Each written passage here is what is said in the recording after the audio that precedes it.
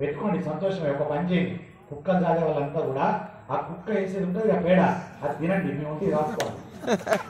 అది మూత్రం ఉంటుంది కదా, అది తాగండి, పరమ పవిత్రులు అవుతారు. తాగండి, పరమ పవిత్రులు అవుతారు. అప్పుడు కానీ రాదు బుద్ధి జ్ఞానం. కుక్కను పెంచద్దానిలే, పెంచండి. కుక్క ఎక్కడ ఉండాలి? గేటు బయట ఉండాలి. కుక్కను పెంచద్దని చెప్పలే శాస్త్రం, గేటు బయట ఉండాలి. గోవు గేటు లోపల ఉండాలి, ఇంటి ముందట ఉండాలి. నీ ఇంట్లోకి లేచి నీ దర్వాజా తీయగానే గేటు వెళ్ళాలి గోమాత, అలా కట్టేసుకో. అంటే ఏమైంది? ఇప్పుడు వేదము చెప్పినట్టుగా మనిషి బ్రతకడు. వేదం ఇది చెప్పింది, గోవును పెంచమన్నాడు. మనిషి ఏం చేస్తున్నాడు? కుక్కలు పెంచుతున్నాడు.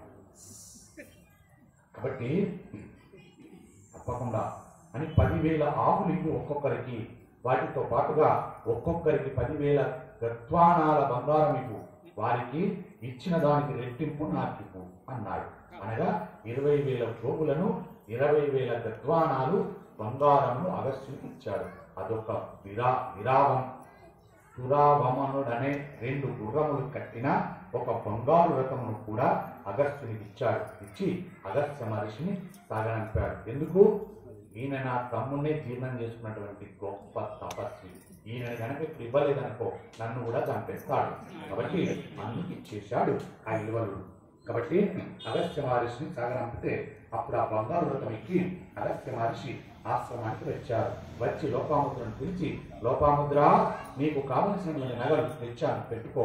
నీకు నచ్చినటువంటి చీనంబరాలు కట్టుకో, తెచ్చాను. ఇప్పుడు మనకు 20,000 గోవులు ఉన్నాయి.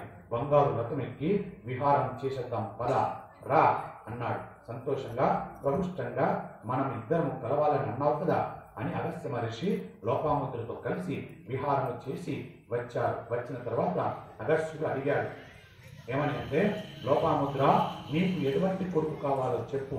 10 మందితో సమానమైన 100 మంది కొడుకులు కావాలా? 100 మందితో సమానమైన 10 మంది కొడుకులు కావాలా? 1000 మంది కొడుకులు కావాలా?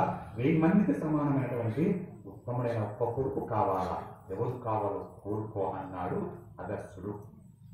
అడిగితే లోపాముద్ర అంటుంది, ఎందుకయ్యా అంతమంది కొడుకులు? ఎంతమంది కొడుకులు ఉంటే మాత్రం ఉపయోగం ఏమి ఉన్నది? 1000 మందితో సమానమైన ఒక్క కొడుకుని ఇస్తానన్నావే, అటువంటి కొడుకు వేదాంగములు తెలుసుకోగలిగిన వాడు, మహాపుణ్యాత్ముడు, గొప్ప శీలము కలిగిన వాడు, మన వంశమంతా ఎవరి వలన తరిస్తుందో అటువంటి కొడుకు నీ వలన నాకు, నీ తెలుస్తుందో నాకు ఇవ్వు అంది లోపాముద్ర. అప్పుడు అగస్త్యుడు తప్పకుండా నీకు అనుగ్రహిస్తున్నానన్నాడు. అనగానే లోపాముద్ర దేవికి మహానుభావుడైనటువంటి కుమారుడు జన్మించాడు. మీరు ఒక ధర్మాన్ని పట్టుకోవాలి. కలియుగ ధర్మం ఇలా ఉంటుంది, సంతానం కలగాలంటే ఇలా ఉంటుంది. కానీ ఆయుగాలలో ధర్మం ఏమిటంటే మనస్సు కలిసి సంకల్పం చేస్తే చాలు సంతానం వచ్చేస్తుంది. దాంట్లో ఆత్మానుభూతిని అప్పుడు పొందేవారు. కానీ ఆ యుగాలలో ధర్మం అది. ఇది ఏ యుగంలో జరుగుతుంది?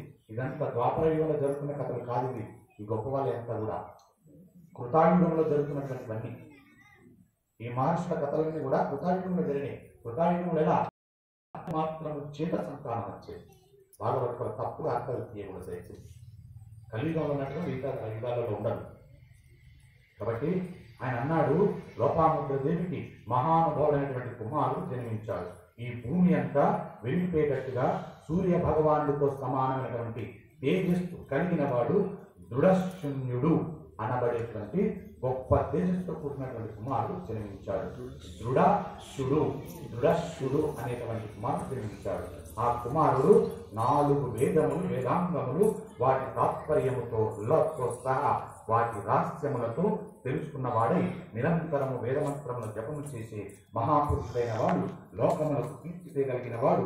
ఎవరు జన్మిస్తే లోకాలన్నీ కూడా విపరీతమైనటువంటి ఖ్యాతిని పొందుతాయో అటువంటి మహాత్ముడమైనటువంటి కుమారుడిని లోపాముద్ర కన్నది.